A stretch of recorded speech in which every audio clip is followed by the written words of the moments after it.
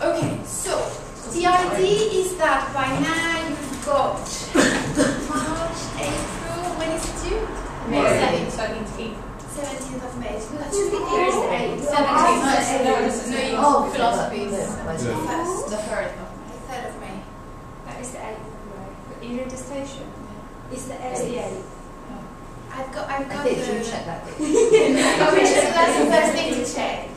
I've got the handbook with me, and I think last time when we had the class I actually put the deadline there. But okay, so the first thing to do is obviously know your deadline, but we can double check. I've got the handbook here.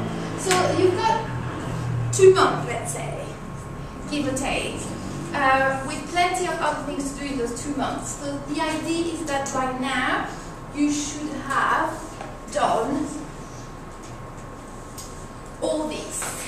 By now, and don't get panicky if you don't have all these. We can do it today and avoid potential disasters. Okay, so by now you should really know what you're doing.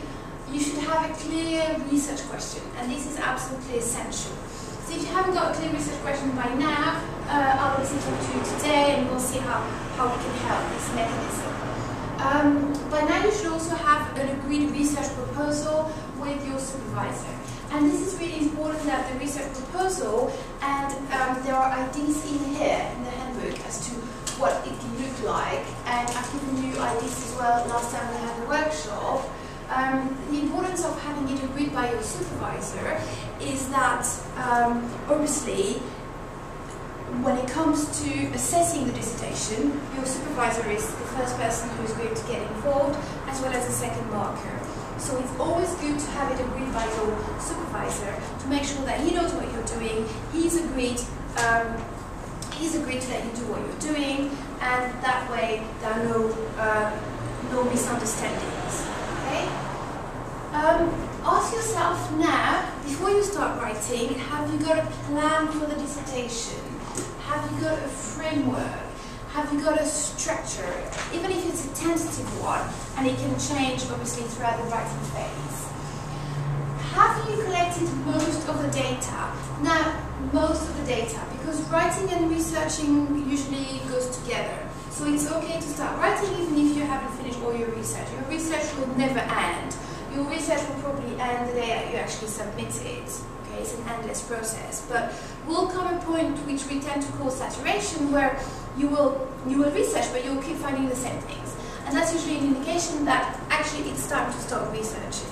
And also, research is so tempting and it's so addictive, you want to keep looking and keep looking. You've got to sometimes stop yourself and say, that's it. I'm going to limit myself and I'm going to start writing. Have you got clear notes from your research? When you do research, obviously, just collecting the books in your room or collecting the printouts doesn't really help. You need to have some notes from your research.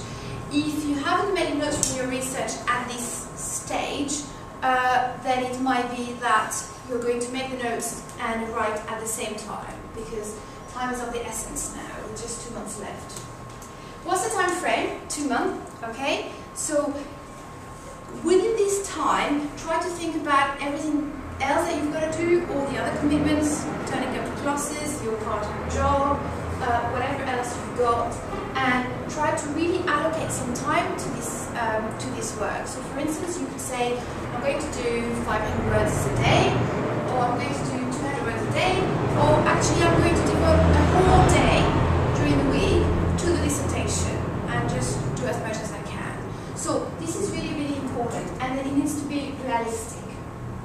And what is your word limit? Do you know your word limit?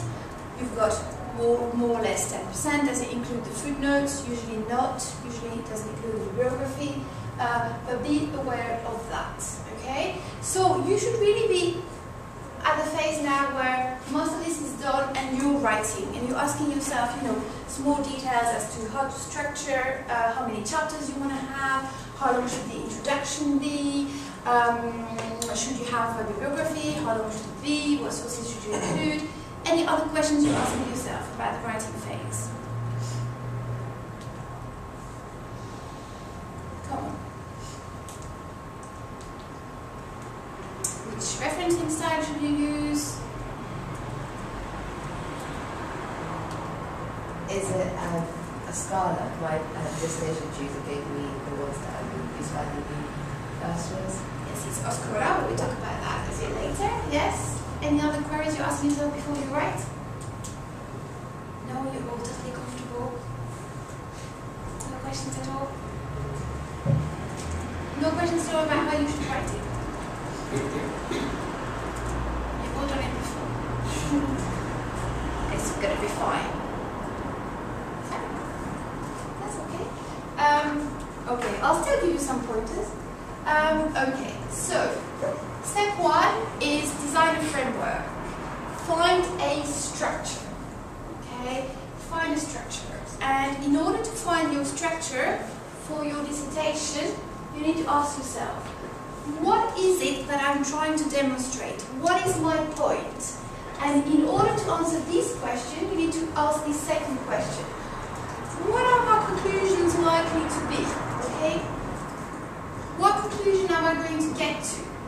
Okay? Because usually the structure will illustrate, well, the structure will mirror the point that you're trying to make. There will be a certain logic to the structure. We should need to demonstrating what is it that you want to demonstrate. So you want to have a logical structure. Okay, we take an example. Who wants to share? Who wants to share that topic? Come on. Jessica. Only because I know your work and I know your name, and so you're lucky. So. Well, I don't have a clear structure yet. That's okay. But you have a clear question? Yes. Okay. Which I refined. That's fine. So you're looking at to what extent can freedom of religion and discrimination on the grounds of sexual orientation be balanced by the introduction of the equal civil marriage bill? Okay. So in other words, what is it that you're trying to show? That the equal civil marriage bill can balance both the freedom of religion and protect sexual orientation. Okay. Is it successful in doing that? From my research, I don't think so. You don't think so? I do think so. You do think so. Okay. So, what is going to be essential? What are the sections that are going to be essential in them? Well, my background chapter. Okay. So, everyone, and that is valid for everyone, you usually need at some point, somewhere, a background chapter. Okay. So, what goes in your background chapter? How this culture of equality has developed. Okay, so you're talking about the culture of equality. And how sexual orientation has been protected from discrimination. Okay, so sort of the state of the law where we're at. What else can go in the background chapter? Everyone, that's valid for everyone. Why do you need a background chapter? Is it to outline like the problem, and then like how like the possible solutions to it? Okay, that could go in the background, but that could also go in the introduction. What else can go in the background? Why do we need background? Why do we need background chapter? For the market to understand where you're coming from. Like For the reader, generally, to understand the context. Okay, so in the background chapter, you'll be laying out the context. What kind of context are we talking about? Depending on the topic, obviously. What could it be? Maybe a bit of the historical perspective. Exactly. So there could be some historical background that's absolutely necessary in order to understand the topic. So for instance, you know Aisha? She's doing her dissertation on secularism in Turkey. So in order for the reader to understand secularism in Turkey, then she's going to need to go back throughout the history and answer the question, why? Why did Turkey go secular? At what point in its history? Okay. So for some topics, you need a historical background. What else? What other kind of background do I need? Definitions, exactly. So if you're going to deal with concepts, you need to define them because sometimes they can have different meanings, and you certainly need to tell the reader what meaning you're going to use. Do you want to give us an example? Maybe that relates to your work. Like I'm doing the law of occupation, so I need to define what is occupation. Exactly. What is occupation? And if my country is occupied or not. Okay. So, what is occupation? What would be the definition of occupation? What else would you want to have in a background chapter? So, definition, historical background. And you can narrow it down what you're going to talk about. You can say, I'm going to focus on these aspects, and while we acknowledge those other aspects, this dissertation will concentrate. Okay, that could go in the introduction. Could go in the background if you want, but it might be better in the introduction actually. What else would you want?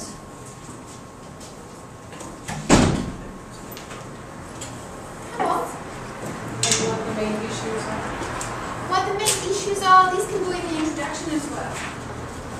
Strictly talking about the background chapter. Come on. Everyone else. Background chapter, what do you put in there?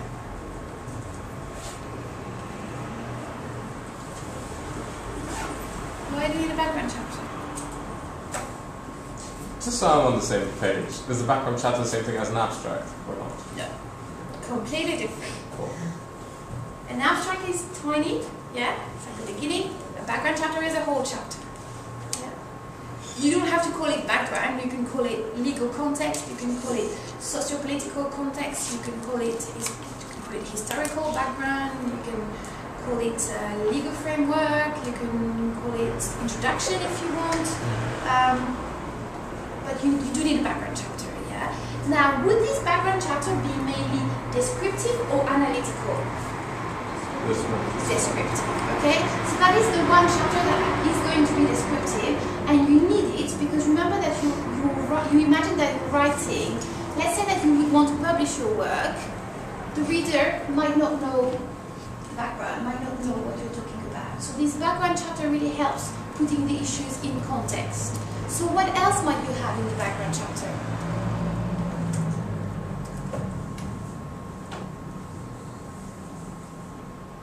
Come on. Those of you who are writing already. Sources? Sources. Like, what are the main sources that you're going to talk about? I wouldn't have that in the background chapter. I might have that in the introduction as part of the methodology. That would be better. Keep thinking. I'll ask you again. Right. Okay. So, then we're here. We're basically here. Make a list of possible chapters or section headings. It might help to go back to your proposal. So, what are the various chapters that you're going to need? And so I asked Jessica, going back to your conflict between the freedom of religion and non-discrimination. So try and make a list of the different sections that you're going to need, not necessarily in any particular order. Okay? So can we continue with you, or someone else wants to? Yeah, well, the chapter after the background chapter is going to talk about why the Civil Partnership Act was not sufficient and why the Equal Marriage Bill is coming to place. Okay, so that's going to be one section. Yes, what else is going to go in there? The idea of marriage. So you're going to need somewhere to fit in the whole concept of marriage and what it means. That could go in the background chapter. Yes, what else? That's it for now. Okay, who else wants to share? Do you want to? No, sorry, I was explaining her question. Okay, where we're at. Okay. Alright, so make a list of possible chapters. Even if it's not in the right order, that's fine. Now, the next step, think about the length of the work. It's about 10,000 words, more or less, plus minus 10%. Okay. So, what everyone is going to need, everyone is going to need an introduction, everyone is going to need a conclusion, everyone is going to need a background section, whatever you call it, a statement of the methods, as well as a discussion of the main issues. So So what can be really helpful is to start from these 10,000 words and start with introduction, conclusion. How many words do you want those to be? Do you want those to be 500 words, 1,000 words, 2,000 words? Do you want those to be equal in length? Do you want one to be shorter than the other? Does it matter? Does it not matter? I would say 1,000 words each, and it does matter. So you could put more in the conclusion here because you're trying to make a point. Okay, so it does matter. You don't want to have a tiny, tiny introduction and then a very long conclusion, or the opposite. So there needs to be some balance, which doesn't mean that they should be exactly the same length. But if you have 1,000 words for the introduction and 800 words for the conclusion, then that's about fine. Equally, you don't want them to be too long because otherwise you'd already be going into the discussions. So 1,000 words, 1,500 words is about reasonable. Now, in terms of the conclusion, it does depend whether you have whether your last chapter is acting as conclusion. Then you don't really need a conclusion. If your last chapter is called a conclusion, or it's a conclusion itself, then you don't really need a conclusion. Another thing that you can do is each chapter can have a small conclusion, and then you can have the last chapter would be the overall conclusion of the work. So there can be variations there. Another variation is that in your introduction, you can insert the background. The background can go in your introduction rather than having a background chapter. That's fine as well. It's up to you how you want to structure the work, but all this needs to be there. But keep in mind the length. So let's say we're going to stick with 1,000, 1,000. We've got 8,000 words left. What are we going to do with these 8,000 words? How many chapters do you want? 5, 6, 3, 4? 6. That's a lot of chapters. On average, yeah. That's a lot of chapters. 4? I think that's more realistic. I'll tell you why I think 6 is a lot. It's because if you have 6 chapters, it's a little bit dangerous in the sense that one chapter is going to deal with one thing and then another with another thing, and so the work might actually end up being quite disjointed. And you might not be able to deal with the issues in enough depth. So 6 sounds a bit too much. Those guys who are already writing, do you know how many chapters you're going to have? How many? I think mine's going to be 4. Initially I said 5, but it's now. Then you realise it was maybe a bit too much. To make it more analytical, it's maybe 4. Okay, so 4 is good. Yes, anything between 3 and 4 is good. So if you have about 8,000 words and you have 4 chapters, the idea is that you think of it as 4 essays. Okay? It's 4 essays. Now, one chapter can be your background chapter. So you'd have introduction, background chapter. One chapter is going to be analytical. It's going to be your own analysis of the issues. Yes. Does that help? Does that relate to your work? Can you try mapping out your work, those of you who haven't done it yet? Oh, yeah. So think of it as mini essays, if you like. Now, what are you going to need between the chapters? So, before we go in between the chapters, for each chapter, what are you going to need? Focus on each issue. Okay, so are you going to subdivide the chapters? Have an argument and explain different views. Okay, but are they going to be divided in sections at all? What do you think? I think maybe to have some kind of coherent structure. Maybe Within not- the chapter? Yeah, within the chapter itself. Because at the end you have to answer the main question. So, go on. Within each chapter, a small introduction of what we're going to talk about. So within each chapter, again, you're going to need an introduction, a conclusion, a little bit of background at the beginning, and then the discussion. Now, do you subdivide the chapters into sections? No? Well, I would. Could be. It's good to do it. It's a good idea to do it if you really feel strongly you don't want to do it, it's okay. But usually, I mean, any book you open, any article is subdivided in sections. It helps. Yes? So within each chapter, you've got to think about the structure. I mean, when you do an essay, do you divide it? Yes. Even if, you know, you divide it, maybe you don't have titles for the different parts, but you divide it. Now, whether you want to have titles within the different parts in the chapter, within the different sections, that's up to you. You don't have to have titles. If you want to, you can have them. If you don't want to, you don't need to. But it needs to be subdivided somehow. Okay? Now, what do you need between each chapter so that the work is not disjointed? Something that leads to the next paragraph. Exactly. So you're going to need some linking paragraphs, yeah? So that the chapters follow a thread. There needs to be a thread throughout the dissertation. So it's 4 essays, or 3 essays, or 5 essays, whatever, how many chapters you're doing, but they're not disjointed. They're all helping towards answering your general research question. Okay, so keep that in mind. You need to be following a thread. There's a thread through it. Okay, so you've got your chapters, you've got your sections, and within the sections you've got various paragraphs. Do I need to remind you what goes in the paragraphs? Let's do it. What goes in each paragraph? Just to be safe. Sentences. Sentences? That's pretty vague. Yes, sentences. But how do you construct a paragraph?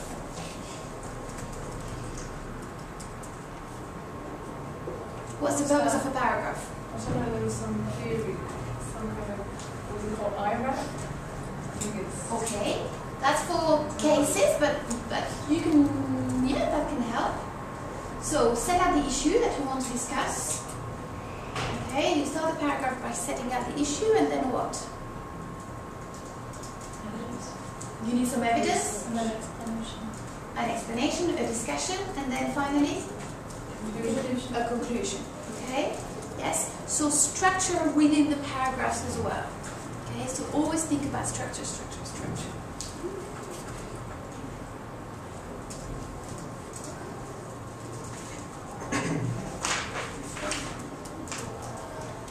Okay. So going a little bit further, going to content of the various sections and subsections. Now, I'm just taking the example of an introduction here. You don't have to call it introduction. The first chapter is always an introduction. You can call it something else if you want. Or you can just call it introduction. This is entirely up to you. But this is not urgent. This can be decided at the last minute before you head in, when you're like proofreading. So, an example of an introduction chapter, you could have obviously the aims of the work, which is crucial. A summary of the context of the study, that's just the research problem as we discussed a few weeks back when we had the first workshop.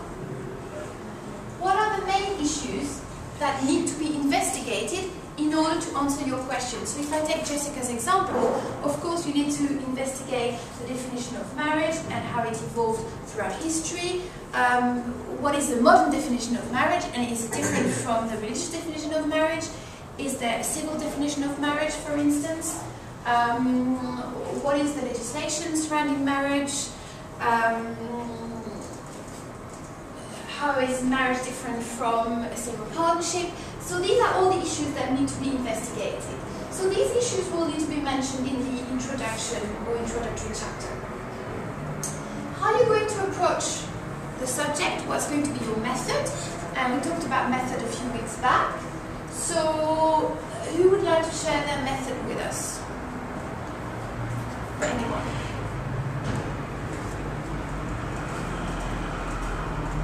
Come on. What do we mean by method?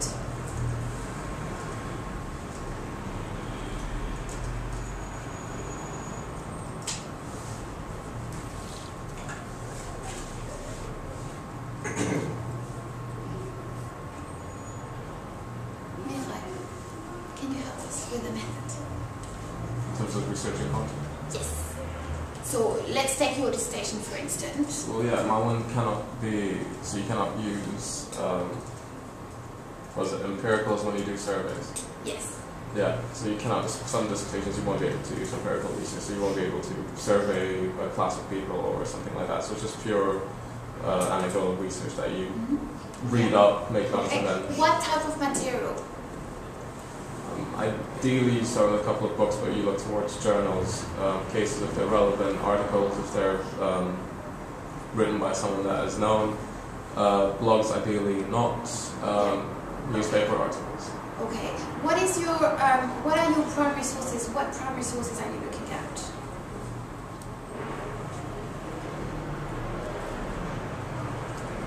Barely have any primary sources. Why not? I couldn't find anything that was relevant, so that's why it was more pretty much journals, Okay. Why not? because they're not pertinent. Why not? Because what's the Because nature? the subject topic is very specific and very current, and that's why Oh it's... God. it So hasn't explain been- us a little tiny bit. Yeah. So it's essentially on the idea of that we're going from the notion of ownership of media to pure access. So we're just going to stream our media. We're not going to go to H&V, pick up the DVD, and then play it at home. That presumes a notion of luxury. So on-demand entertainment. It also applies to e-books or anything of the matter. Due to the fact that it's so new and people are just starting to grasp it, the majority of people are using but don't understand the technology. There's not a lot written on it, so it's pretty much how I get it, and then I'm trying to back it up, so that's the difficulty. And so basically, what you're looking at is sort of intangible. Yeah. So you've got this huge problem with method. So primarily, you're going to refer to existing literature. Yeah. Okay. So that's your method. You're Which going is to pretty look much at- outdated. Okay, so that's another problem. So Yeah. you could mention that. And why is it outdated? Is there a reason why there isn't that much that's been written? I can imagine due to the fact that it's so new, so I'm guessing possibly in the next year books will be updated to reflect this, but some journals have not everything So yet. you need to mention all these. You know, maybe just a paragraph. That would be enough. But you know, make sure it's obstacles basically that you're going to meet within your research. Okay? Anyone else wants to give us an example? Do you want to give us an example? Yeah, mine is a majority. I've used quite a few textbooks, especially for my background chapter, in order to explain what it's going to be about. And then majority articles, because it's media based, using a lot of the So newspapers. this is mainly what you would want to have, maybe 1 or 2 paragraphs in your introduction explaining, you know, how you've made use of these. It's pretty systematic what you've done actually, looking at a lot of article on a certain over a certain period of time. So maybe you want to just have a paragraph or 2 just explaining that. Yeah, it gives just. Would I explain? Because what I'm doing is so current at the moment, Yeah. because of medicine, I suppose, last time. Yeah. Would I put that, because a lot of the articles kind of, what I'm reading, they're just repetitive now, the same arguments I'm just reading over and over again. Saturation. You're reaching saturation basically. But yeah. it's, if you look at, say, journal articles Yes. on West or Lexis, they're pretty outdated, whereas, but the arguments have kind of remained the same. So would I mention that although the arguments are the same, they just kind of, they just flare up every now and then. Which in itself is a finding, yes? In itself it means something, so you can speculate on what it means, basically. So use that. That is in itself is a finding, yeah? Use everything. Good, okay, that's good stuff. Description of the structure.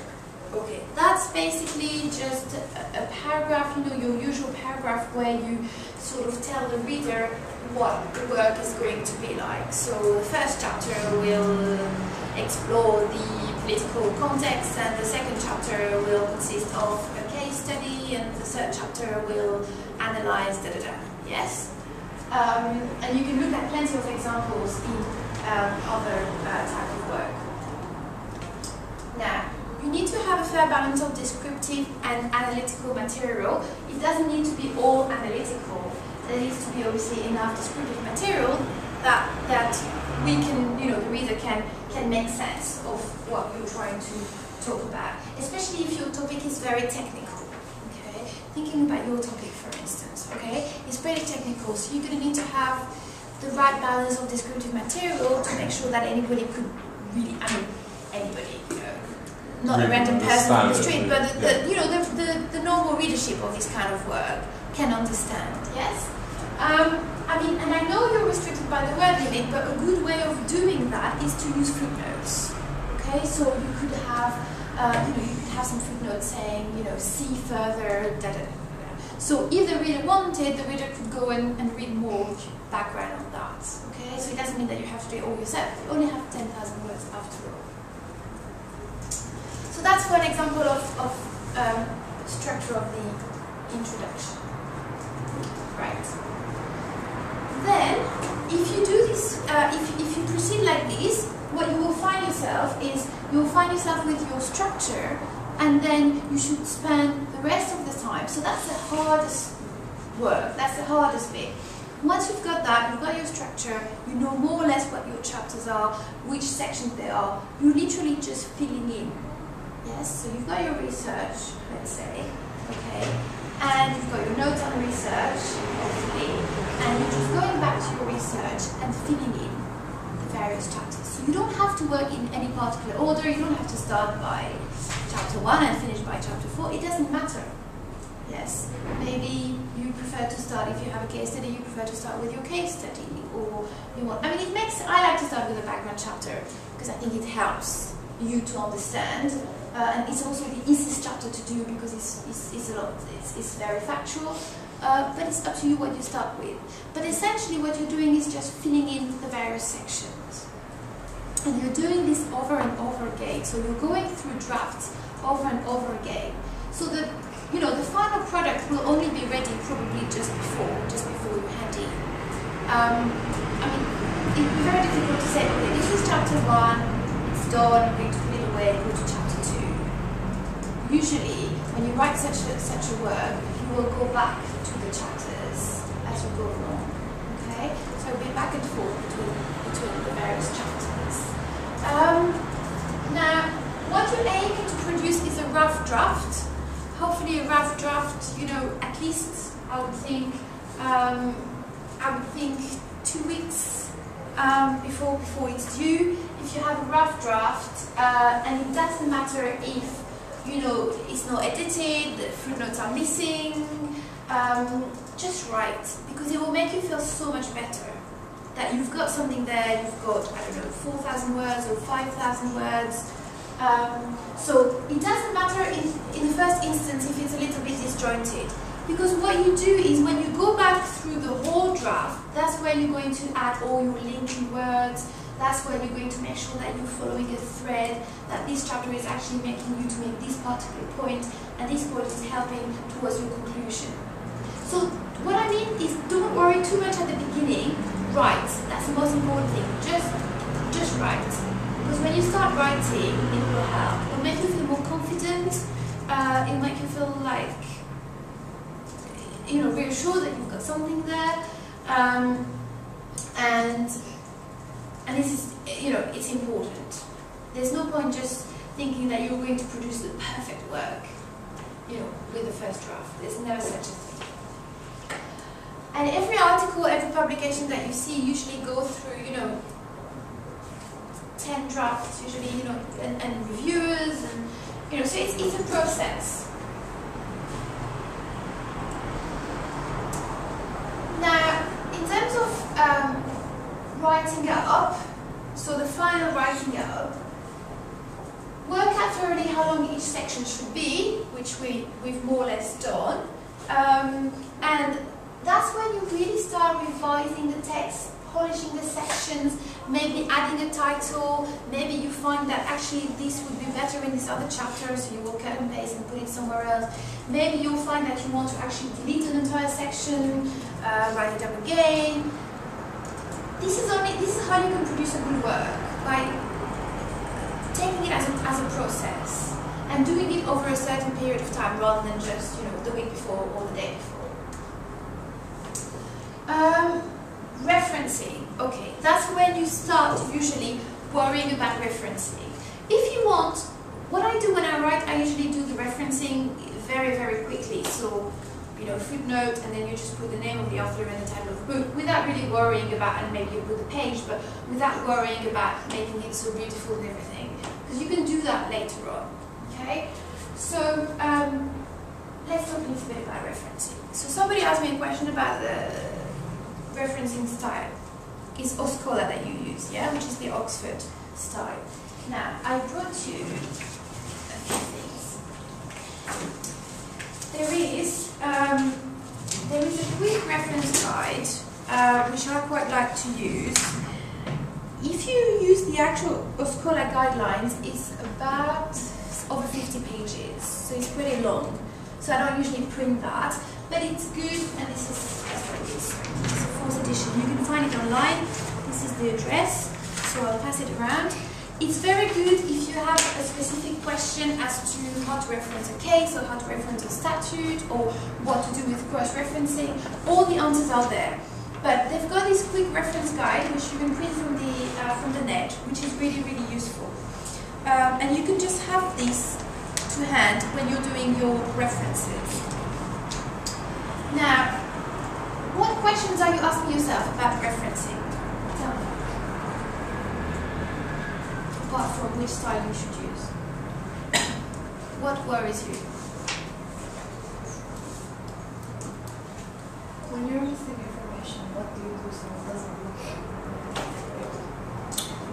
Okay, so you're missing information. Why are you missing information? Is it because you're making an assumption and it's your own assumption and you really can't find a source for it? Like it's on my website, but it has no author. It's just an official one. But you need an author. Okay, so if there is no author, then there's no author, but if it's part of an official body, let's say Amnesty International, or even if it's BBC News, then you just put that. Yeah? Any other questions you've got about the referencing? How much? Bibliography, no bibliography, quotes, how long, where? Do we need a bibliography? Do you need a bibliography? I think it's better. I mean, if you look at the book, it says that you don't have to have one if you're using the referencing style, because technically all your references are in the footnotes. But it's better to have a bibliography, because with a bibliography you can include sources that you've come across, you refer to, but you haven't actually used towards the final work. So in a way, a bibliography is more extensive. So I think it's better to have one. And I'm going to talk to you about how to, those of you who want to have one, how you're going to present it. Can you reference the BBC website? Of course. Okay. I just use it for a lot of my background reading. BBC website, just that. Yeah, so I was going to... No. Just BBC website. No. You can reference the specific article that you read in the BBC website. So, what about the link? Like if you post a link on the link just on its own, no. Okay? It needs to be the author, the surname of the author, the initial, the title of the article. If there is no author, then put BBC News. The date, it needs to have the URL, so the address where you found it, and then the date when you accessed it. All this information. Yeah? So Yes. would this be under the articles or websites? If it's news articles, you can have a section that says news articles. I'm going to show you a bibliography in a minute, and I just wanted you to ask the questions first. Websites. This is a mistake I see quite often. Website is just a website, www.amnestyinternational.org. That's just a website. Okay, so you can have in your bibliography a section that's just called websites, and you will have the address for Amnesty International or the Home Office, and then you can have brackets what it is. So it's the website of the Home Office, website of Amnesty International, website of whatever, and that can go on the website. But if it's a newspaper article that you're referring to, then that has to go on under newspaper articles. But it's a common mistake that I see. It's not crucial, but it can be the difference between a high 2-1 and a low 2-1, or a high 2-1 and the first, you know. Other questions to ask yourself about referencing? Anyone is translating material? No? Yes? Do you use your own translation sometimes? Okay, so then you put a footnote and you say own translation. Yeah? Anyone else having problems with this? Anyone is quoting foreign references? Foreign sources? Yes? Oh, yeah. Okay. So you put them in the language that you find them, and when you go to the Oscola, the long guide, not the quick one, they've got a whole section about foreign references. But basically you just reference them how they are in the original language that they read. Yeah. It can be in English. So it is going to be in English. Okay. Even if it's not in English, you can put them in the original language. Right. That's fine. Any other questions?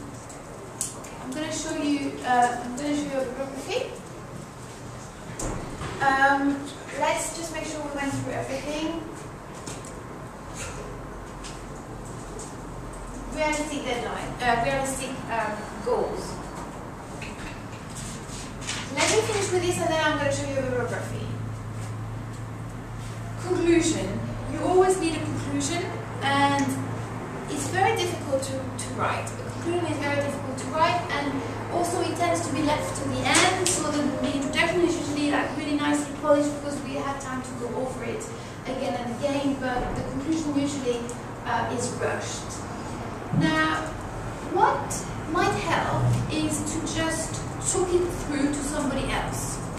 So imagine that you're talking to a friend or whoever about the work that you've done, what you found, how you did it, as if you were sort of presenting it to someone, and that might help. So one thing to do is obviously to read through all the chapters and make some notes on all the chapters, maybe, you know, quarter of a page on each paragraph, and then putting it all together.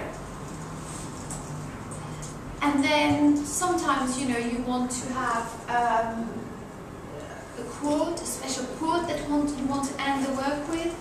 Now, conclusions and introductions are very important because what happens most of the time, and I've brought you some examples here, is people will just flick through, you know, and they will read just the introduction and just the conclusion. And that's what people read, and that's what people will remember from your work.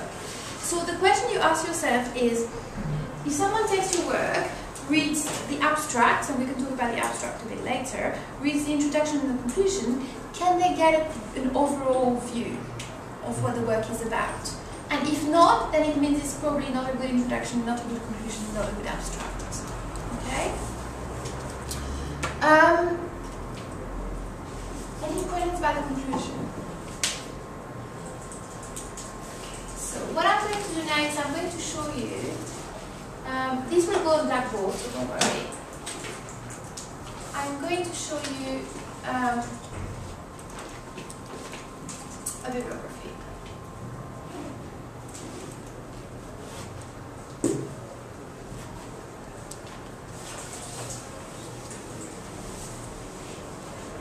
Something else, what I'm a tick, you all know that you have to do a table of contents.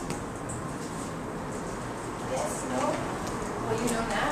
You don't have to actually, but it's nice. You know, it just makes it look nicer. Annexes, if you want, but there is a little, there's something on your handbook which I quite like. The guy says, you know, annexes are not just like any rubbish that you want to put in there. Okay, it has to be really, really significant to the work, and not too many annexes. Okay, let's take a short break because some of you want to go.